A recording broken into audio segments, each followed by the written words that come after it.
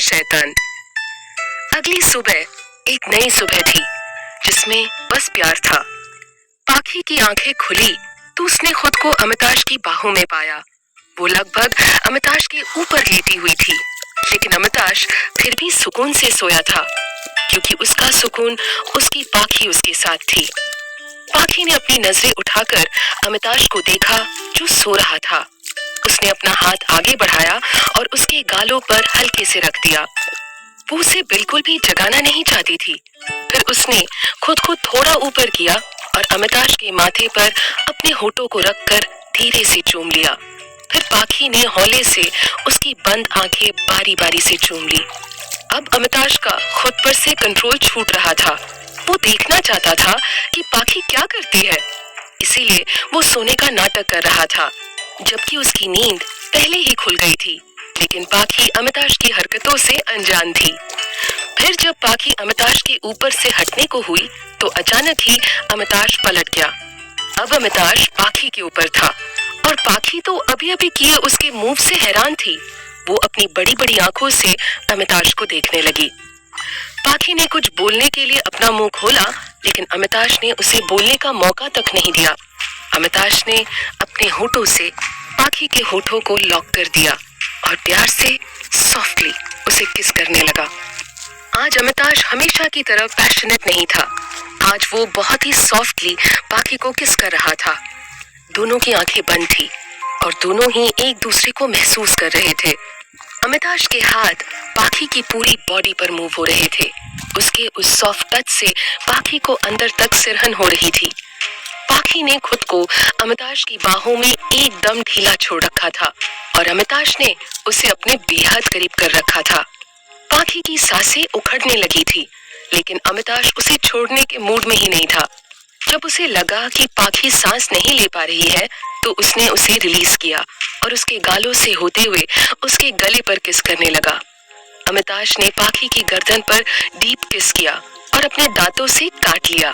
उसके बाइट करने पर पाखी के मुंह से आह निकल गई और उसने अपनी आंखें कसकर बंद कर ली। अमिताश उसकी आवाज सुनकर रुक गया। उसने पाखी की ओर देखा, जिसने कस के अपनी आंखों को बंद कर रखा था। अमिताश ने प्यार से पाखी के माथे को चूमा और धीरे से बोला, सॉरी जान। पाखी ने आंख खोलकर उसे देखा और उसकी आंखों में देखते हुए पूछा, किस लिए? अमिताश कुछ नहीं बोला, बस उसने उसे कस के खुद में समेट लिया। पाखी ने फिर पूछा, क्या हुआ? तो अमिताश ने उसे चुप करते हुए कहा, बस ऐसे ही मेरे पास रहो। पाखी ये बहुत अच्छे से समझ रही थी कि अमिताश आज फिर से खुद को उसके लिए कंट्रोल कर रहा है। उसने अपनी आंखें बंद की और एक गहरी सांस लेकर अपने मन ही मन में एक फैसला लिया। पाखी ने अपनी आंखें बंद कर रखी थी और वो अमिताश की बढ़ी हुई धड़कनों को सुन रही थी, उसे महसूस कर रही थी। थोड़ी देर बाद अमिताश उसे छोड़ते हुए बोला, जाओ फ्रेश हो जाओ। पाखी ने हाँ में सर हिलाया और वो उठकर वॉशरूम की तरफ चली गई। अमिताश ने उसे जाते हुए देखकर मुस्कुरा दिया। पाखी की जिंदगी में एक वो ही था जो उसका सब कुछ था। अमिताश के आने से पाखी खुश रहना सीख रही थी। ये उसकी जिंदगी का वो शख्स था जो उसकी खुशी के लिए कुछ भी कर सकता था। अमिताश पाखी का हस्बैंड था, पर उसने कभी भी पाखी से जबरदस्ती अपने पति होने का हक नहीं लिया था। वो उसका इंतजार करने को तैयार था और पाखी को अमिताश की यही बातें सबसे अच्छी लगी थी कि उसने उसकी आत्मा को चाहा था। थोड़ी देर बाद दोनों तैयार हुए और नीचे चले गए। आदि का रूम। आदि उठ चुका था, लेकिन जब उसने अपने पास पाखी की जगह ऋषिका और विदित को देखा तो अपनी बड़ी बड़ी आंखें जल्दी जल्दी झपकाने लगा। आदित्य ने अपने नन्हे हाथों से अपनी आंखें रब करते हुए दोनों को दोबारा देखा, फिर ऋषिका के चेहरे को थपथपा कर बोला, भूई, मेरी मम्मा कहाँ है? आप यहाँ क्या कर ले हो? लेकिन ऋषिका ने आदित्य का हाथ हटाते हुए कहा, ऋषु भाई सोने देना यार। उन दोनों की आवाजों से विदित की आंख खुल गई। उसने देखा आदित्य उठ गया है और वो उन दोनों को ही देख रहा था। विदित ने एक नजर ऋषिका को देखा जो अभी भी उसका हाथ पकड़े थी और ये देखकर विदित के चेहरे पर हल्की सी मुस्कान आ गई। विदित ने अपना हाथ ऋषिका के हाथ से निकाला और आदि को गोद में लेकर बोला, उठ गया मेरा बच्चा। आदित्य बोला, दादू मम्मा कहाँ है? आप और बुआ यहाँ क्यों हो? विदित अब सोच में पड़ गया कि वो उससे क्या कहे। उसने आदित्य से कुछ सोचकर कहा, बच्चे आपकी मम्मा अपने रूम में है और तुम्हारी बुई को ना अकेले डर लग रहा था, इसीलिए वो हमारे साथ सो गई। आदित्य ने उसे अपनी आंखें छोटी करके देखा और कहा, दादू क्या आप मुझे बेवकूफ समझते हो? आदि और विदित की बातचीत पाखी और अमिताभ दरवाजे पर खड़े सुन रहे थे। जैसे ही आदित्य ने ये कहा कि क्या वो उसे बेवकूफ समझता है, तो दोनों अपनी हंसी नहीं रोक पाए और जोर जोर से हंसने लगे। जब विदित ने उन दोनों को हंसते देखा तो मुंह बनाकर बोला, ज्यादा दांत मत दिखाओ और इस नन्हे शैतान को ले जाओ यहाँ से। अमिताभ विदित की टांग खींचते हुए बोला, हाँ भाई, अब ऋषिका के आगे वैसे भी तुझे कहाँ कोई दिखता है। उसकी इस बात से विदित और ज्यादा चिढ़ गया। तभी पीछे से राघव बोला, ये सही कहा तूने एकदम। राघव की बात सुनकर विदित ने उसे घूर कर देखा और बोला, तू अपने काम से काम रख। और फिर विदित ने अमिताभ को देख कहा, और तू मुझे क्या बोल रहा है? तू खुद पाखी के पीछे पागल रहता है। विदित की बात से पाखी झेप गई, लेकिन तभी अमिताभ ने कहा, हाँ तो गलत क्या है इसमें? मेरी बीवी है, तुझे क्यों चिढ़ मच रही है? उन सब की बातों से ऋषिका की नींद डिस्टर्ब हो रही थी। उसने अपने कान पर एक पिलो उठाकर रख लिया और वापस सो गई। ऋषिका की इस हरकत पर सब मुस्कुरा दिए। अमिताभ बोला, ये लड़की कब बड़ी होगी? इसे नहीं पता कि हम इसके बारे में बात कर रहे हैं, वो भी इसकी मौजूदगी में। पाखी ने अमिताभ को कहा, आज आप आदि को तैयार कर दीजिए प्लीज।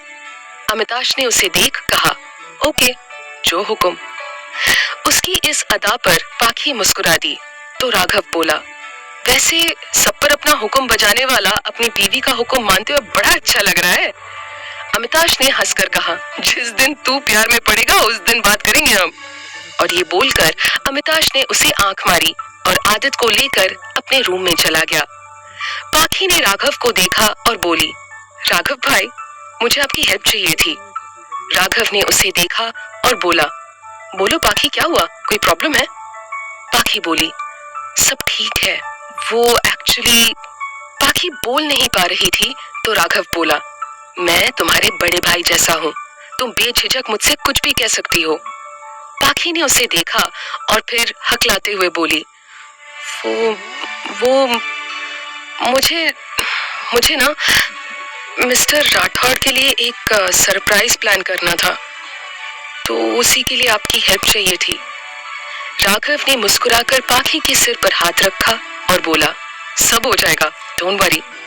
पाखी ने खुश होकर चहकते हुए कहा, सच में?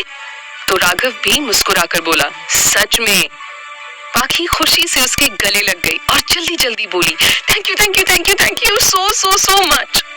राघव ने उसके सिर पर प्यार से हाथ रख दिया और बोला, अब इतना तो मैं अपनी छोटी बहन के लिए कर ही सकता हूँ। राघव ने पाखी के कहे अकॉर्डिंग सब तैयारियां करवा दी थी। स्पेशली उसने खुद अपनी देखरेख में सब तैयारियां करवाई थी। शाम के 5 बजे तक राघव ने सब कुछ करवा दिया था। शाम को वो घर पहुंचा तो उसने पाखी को फार्म हाउस की कीज हैंडओवर करते हुए कहा, बेस्ट ऑफ लक। पाखी ने मुस्कुराकर उसे थैंक यू कहा और बोली, पर भाई आदि? तो राघव ने उसे देख कहा, उसकी चिंता मत करो, मैंने पहले से ही सबके लिए मूवीज की टिकट्स बुक करवा रखी है, तुम लोग आराम से जाओ और एक दूसरे के साथ वक्त बिताओ। पाखी ने कहा, थैंक यू भाई। और फिर पाखी वहां से कमरे में चली गई। रूम में जाकर उसने अपने लिए एक ब्लड रेड कलर की साड़ी निकाली जिसका ब्लैक कलर का बॉर्डर था और चेंज करने चली गई। पाखी का ब्लैक कलर का ब्लाउज बैकलेस के साथ साथ स्लीवलेस था। वो ब्लाउज बस पीछे डोरियों के सहारे बंधा हुआ था। फिर साड़ी पहनकर उसने मैचिंग इयररिंग्स और मैचिंग चूड़ियां पहन ली। उसने चेहरे पर हल्का मेकअप किया और माथे पर एक ब्लैक कलर की छोटी सी बिंदी लगाई जो उसे एक अलग ही लुक दे रही थी। फिर मांग में सिंदूर लगाया और गले में हमेशा की तरह मंगलसूत्र पहन लिया। पाखी ने अपने बालों का हाई मेसी बन बनाया और आगे से बालों की 2 लटें खुली छोड़ दी जो उसके गालों पर झूल रही थी। उसने काजल से सनी आंखों पर आईलाइनर लगाया और अपने होठों पर डार्क रेड कलर की लिपस्टिक लगाई। सब हो जाने के बाद पाखी ने खुद को आईने में देखा। वो भला की खूबसूरत लग रही थी। साड़ी में पाखी का फिगर और भी अट्रैक्टिव लग रहा था। आज उसकी अदाएं अलग ही जादू बिखेर रही थी। हमेशा नॉर्मल लुक में रहने वाली पाखी आज बोल्ड अवतार में थी। अगर कोई उसे ऐसे देखे तो देखता रह जाए। खुद को पूरी तरह से तैयार करने के बाद पाखी ने अमिताश के लिए एक व्हाइट कलर का शर्ट निकाला और साथ में ब्लैक कलर की जीन्स निकाली। फिर वो सीधा अमिताश के स्टडी रूम में चली गई, जहां अमिताश बैठा अपना काम कर रहा था। उसने जाकर अमिताश का हाथ पकड़ा और उसे उठाने लगी। अमिताश ने अचानक हुई इस हरकत पर अपनी नजरें उठाकर देखा तो पाखी को ऐसे देखकर वो देखता ही रह गया। अमिताश पलके झपकाना तक भूल गया था। तभी पाखी ने अमिताश का हाथ खींचते हुए कहा, मेरे साथ चलिए आप। अमिताश बोला, पर कहाँ? इस पर पाखी बोली, चलिए तो सब पता चल जाएगा। ये बोलकर वो जाने लगी तो अमिताश ने पाखी को अपनी तरफ झटके से खींचा और अपने हाथ उसकी कमर पर डाल दिए। वो उसकी नेक पर किस करने को झुका, लेकिन पाखी ने उसे धक्का दिया और बोली, पहले मेरे साथ चलिए। अमिताश ने उसके आगे हार मान ली और उसके साथ रूम में आ गया। पाखी ने उसे उसके कपड़े दिए और बोली, जल्दी से चेंज करके आइए। अमिताश उसे देखकर समझने की कोशिश कर रहा था कि पाखी क्या करना चाह रही है, लेकिन पाखी कहाँ उसे कुछ बताने वाली थी। अमिताश बेचारा क्या करता, चुपचाप कपड़े लेकर चेंज करने चला गया। थोड़ी देर बाद वो चेंज करके आया तो पाखी उसे देखती ही रह गई। व्हाइट शर्ट में उसकी मस्कुलर बॉडी काफी अट्रैक्टिव लग रही थी। उसने शर्ट की स्लीव्स को कोनी तक मोड़ रखा था और उसके शर्ट के ऊपर के 3 बटन खुले थे, जिससे उसका ब्रॉड और मस्कुलर चेस्ट थोड़ा सा दिख रहा था। अमिताश के उभरे हुए कॉलर बोन्स को देखकर तो कोई भी लड़की दीवानी हो जाती। पाखी ने खुद को संभाला और बोली, खड़े मत रहिए, जल्दी से तैयार हो जाइए। अमिताश ने पूछा, पर हम जा कहाँ रहे हैं? पाखी ने उसे घूर कर देखा और बोली, बोला ना पता चल जाएगा। अमिताश ने आगे कुछ नहीं कहा, बस जल्दी से तैयार हो गया। उसके तैयार होने के बाद पाखी ने उसका हाथ पकड़ा और अपने साथ लेकर जाने लगी। अमिताश को कुछ भी समझ नहीं आ रहा था। पाखी ने उसे ले जाकर कार में बैठाया और खुद भी बगल में बैठ गई। फिर पाखी ने ड्राइवर से कहा, दादा चलो।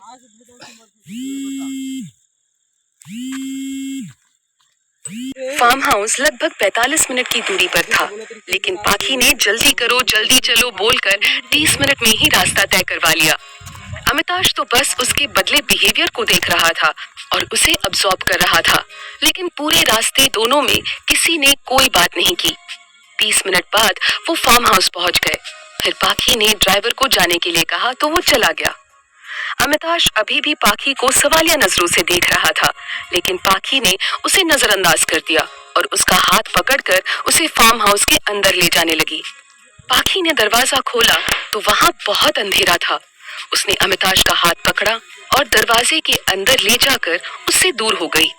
थोड़ी देर में जब अमिताश को पाखी की कोई हरकत महसूस नहीं हुई तो उसने आवाज लगाई, पाखी पाखी।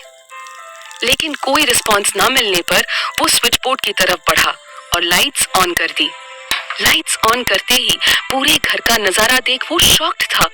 वहां पर हर तरफ फूल ही फूल थे, हार्ट शेप्ड बलून थे, वो सब काफी सुंदर था। लेकिन अमिताश की नजर पाखी को ढूंढ रही थी।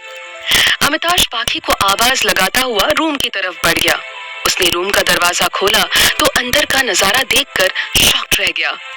कमरे में रोशनी कम थी, सिर्फ कैंडल्स की रोशनी थी। नीचे फ्लोर पर काफी सारी व्हाइट और रेड रोजेस की पेटल्स से रास्ता बना हुआ था। बेड पर भी काफी सारी पेटल्स बिखरी पड़ी थी। अमिताश तो बस जल्द से जल्द पाखी को देखना चाहता था, लेकिन रूम में भी पाखी नहीं थी। वो अंदर गया और बालकनी की ओर बढ़ गया। उसका अंदाजा सही था, पाखी वही बालकनी में खड़ी रात को गहराते हुए देख रही थी। चांद से छनकर आती रोशनी उसकी बादामी स्किन को और निखार रही थी। अमिताश ने उसे देखा और उसके पास जाकर उसे पीछे अपनी बाहों में भर लिया। उसके हाथ जैसे ही पाखी के खुले पेट और कमर पर टच हुए वो सिहर उठी। पाखी ने अपनी आंखें बंद की और एक गहरी सांस ली और खुद को उसकी बाहों में ढीला छोड़ दिया। अमिताश ने पाखी को अपने और करीब किया और उसके कान के पास जाकर धीरे से अपनी गहरी मदहोशी भरी आवाज में बोला, क्या बात है बेबी, आज इतना कुछ किस खुशी में? लेकिन पाखी ने कुछ नहीं कहा, बस उसने पीछे अमिताश के सीने पर अपना सिर टिका दिया। अमिताश के होठों पर एक प्यारी सी मुस्कान आ गई। वो थोड़ा नीचे झुका और उसने पाखी के कंधों पर अपने होठों को रख दिया। पाखी की सांसें तेज हो गई और उसकी धड़कनें भी बढ़ गई। अमिताश उसकी घबराहट और बढ़ी हुई धड़कनें दोनों से वाकिफ था। उसने पाखी की गर्दन पर एक सॉफ्ट किस किया और उसे अपनी ओर घुमाकर उसे सीने से लगा लिया। फिर अमिताश ने उसके जूड़े में बंधे बालों को खोल दिया। पाखी ने भी पास में ही रखे म्यूजिक सिस्टम को हाथ बढ़ाकर ऑन कर दिया। रूम में उस सॉफ्ट म्यूजिक ने बेहद रोमांटिक माहौल बना दिया था। अमिताश और पाखी अब भी एक दूसरे की बाहों में थे। अमिताश ने पाखी को कमर से पकड़कर अपने बेहद करीब करते हुए कहा, बीवी, तुमने बताया नहीं मुझे, ये सब क्यों? पाखी ने उसे देखा और बोली, क्योंकि मैं हमारे इस रिश्ते को आगे बढ़ाना चाहती हूँ अमिताश। ये पहली बार था जब पाखी ने उसे उसके नाम से बुलाया था। अमिताश बस एकटक उसे देख रहा था। उसकी नजरें पाखी से हटने को तैयार भी नहीं थी। पाखी वाकई आज हद से ज्यादा खूबसूरत लग रही थी।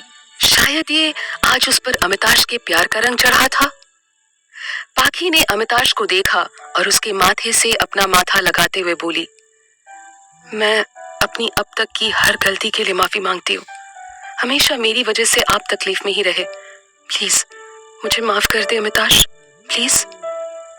अमिताश ने इससे आगे पाखी को कुछ नहीं बोलने दिया और अपने होठों को पाखी के होठों पर रखकर उसके होठों को ब्लॉक कर दिया और पैशनेटली किस करने लगा। मोहब्बत की ये रात क्या इन दोनों के मिलन की गवाह बनेगी? जानने के लिए सुनते रहिए ये कहानी, तेरी मेरी एक जिंदगी, ओनली